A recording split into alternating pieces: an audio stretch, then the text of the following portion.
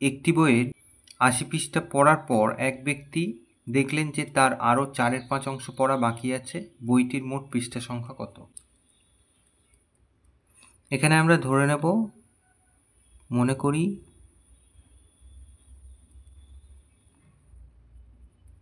বইটির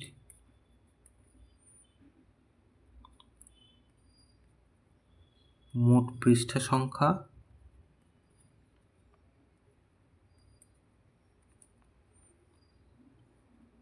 সমান সমান 1 অংশ। তাহলে পড়া হয়েছে কতটুকু?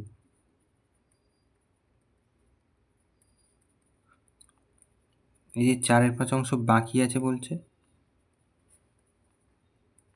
বিয়োগ করব, তার মানে 1/5 অংশ পড়া হয়েছে। তা এই 1/5 অংশ মানে 80 পৃষ্ঠা, তাহলে 1 অংশ মানে কত?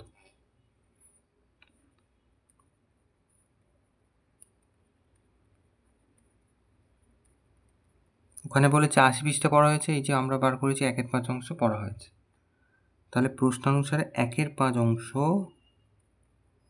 সমান সমান 80 পৃষ্ঠা। অতএব 1 অংশ সমান সমান 80, 1/5 ওদিকে ভাগ হবে, তাহলে 80 ভাগ চিহ্ন গুণ চিহ্ন হয়ে উল্টে যাবে,